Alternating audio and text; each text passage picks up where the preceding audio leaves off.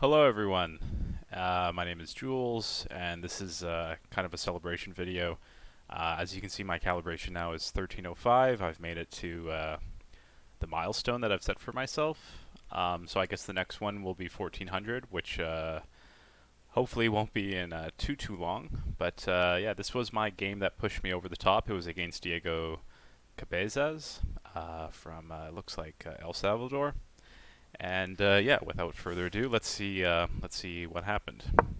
I did my standard textbook opening of NF3, kind of my favorite move as white.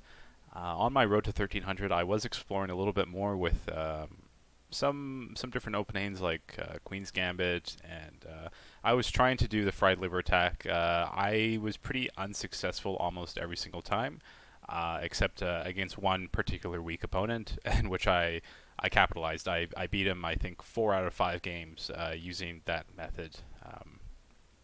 But anyway, so my standard opening, he does this is an interesting move. The basic idea of the c5 move is that eventually, to take control over the mid, you will lose this pawn, or this pawn will move central.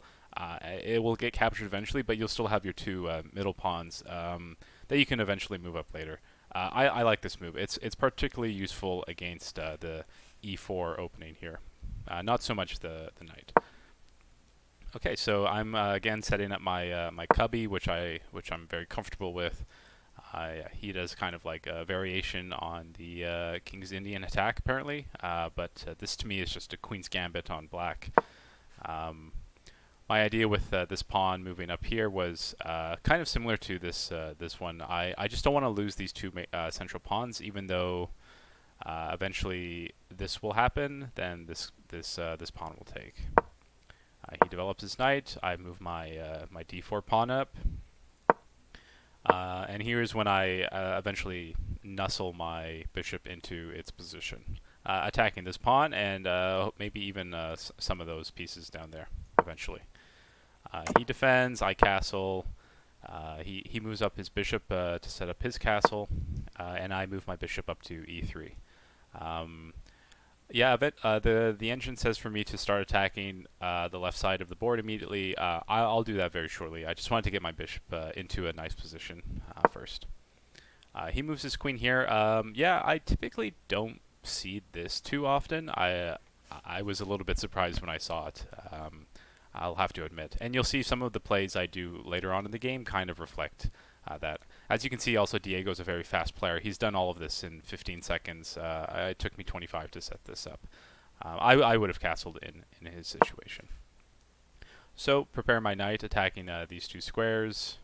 Although it says the knight to go over here. Honestly, I don't really know when is the right time to move my knight into b3 or even g3 respectively. I don't really know those lines yet. I guess I can explore it using the engine, but I'm just more comfortable having my knights central. He moves up his pawn, and this is when I start the attack. The engine says that this move here is the best. In hope for an exchange, you can remove a pawn from the potentially from black if he were to capture over here. But the result would be that these two pawns would be alone, and you would have 4 over here, or sorry, 5 over here, which is fine. I kind of like forget about the left side of the board when I'm attacking with my pawns. I just say, okay, everyone forward, and we'll just like stronghold in the bottom right. So yeah, he mimics my bishop move. I push up with my pawn. He does the same. I move my rook here. So the idea with this move is that, okay, if we're going to be exchanging pawns, maybe eventually I'll punish for having black's queen on the c file, so I can attack with my rook. I don't know if it's going to happen. It's a little bit unlikely even, but you know, just in case. So that's what I did. Yeah, this move was very strange. So he moved up his, especially for a 1300 player, he moved up his pawn over here. So meaning if he were to castle on this side, this section would be pretty exposed. In a worst case scenario for him, if I were to, like, let's say capture this knight and it was only defended by this pawn, he would have a like a double weak pawn over here and then a single pawn over here, it would be really bad for him. And castling on this side is already pretty shitty because, you know, he only has his minor pieces in front of him. You always need a few pawns. So I think this move is pretty bad, in my opinion.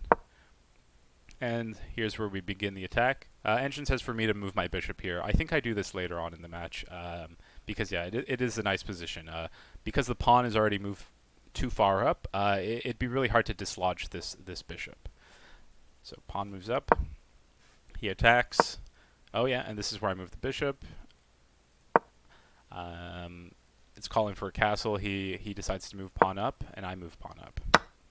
So he captures here, and after he captures here, I can see some variations where, you know, we have this weak pawn, this weak pawn, this weak pawn, and, you know, his pieces are a little bit scattered all over the place. So if I were to start doing exchanges, it's possible I can pick up a couple pawns amongst all the exchanges, where my pawns are pretty well guarded amongst themselves, and his are not. So, yeah. Captures. This was a free pawn, by the way, so pretty bad move on his part. He attacks again. I move the knight back into the safe spot where the bishop previously was, defended by the bishop now.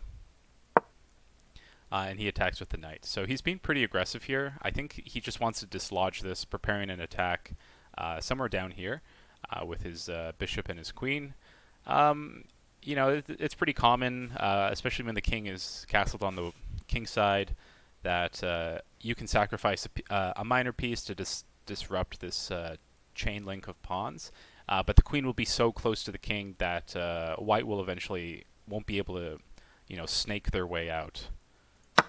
So I take the free pawn. He takes my bishop. I capture. He captures. I capture. So here I've gotten rid of 2 pawns already, and I am putting pressure on the rook. And of course, this piece here is in a great position. I also have this file ready for attack. So yeah, I'm doing pretty well in this position. The engine says I'm already at plus 5.7. Compared to, you know, only a few moves ago, I was only up you know, plus 2 or so. So he tries to dislodge the knight, which is a mistake because I can capture this rook immediately. If he were to castle, which he's still able to do because he hasn't been put in check, and I'm not disturbing these squares over here, yeah, he would have been able to castle, but he doesn't. So the exchange is I take a whoops, let me do that again. I take the rook for free because it's undefended, and then he can take up my my knight. So his castling options are over.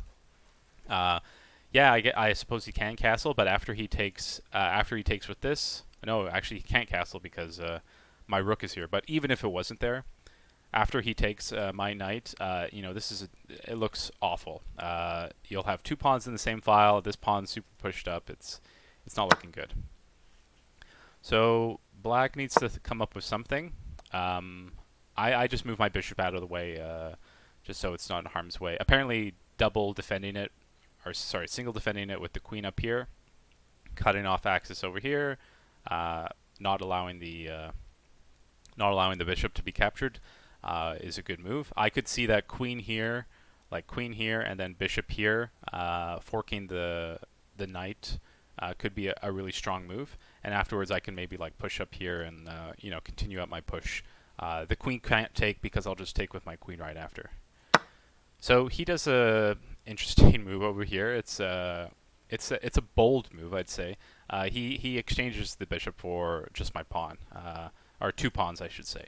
So take, move my queen, puts me in check. However, this doesn't really play out super well for him because I can just defend with the bishop. So the pressure really will come from him advancing his pawns and having his rook on this H file. I'm not too worried. I have a lot of pieces that I can just kind of throw at him and say, hey, if you don't trade with me right now, then you know, you're going to be in a bad position. So he moves up his pawn to you know, in order to attack down here.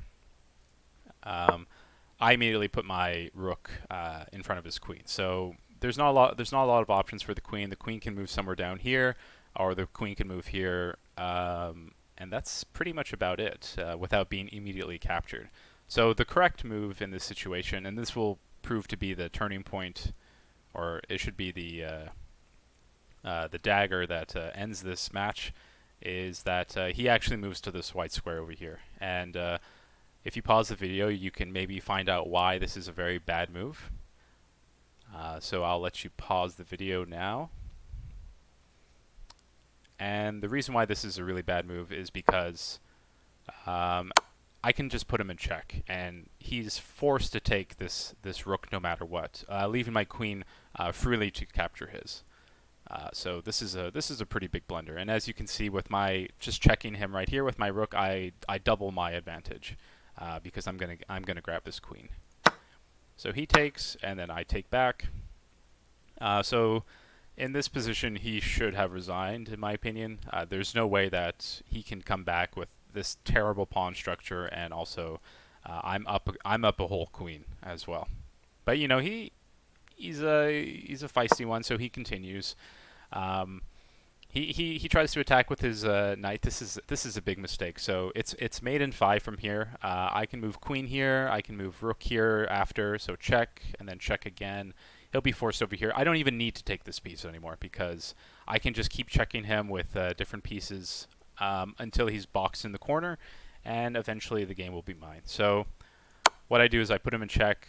You know, I'm going to play it safe. This is my game to put me over 1300, so I really want to make sure that I don't screw this up. So my plan here was just put him in check. You know, take the knight right after. There's nothing he can do. He'll move over here. He has to. And then the game will be in the bag for me. But it's in this position that Diego resigned. And yeah, so now I'm at 1305, and I'm looking forward to dropping a little bit, and then hopefully in a few months recovering and attaining the next goal, the next milestone of 1400. Thanks for watching, and stay tuned for the next episode.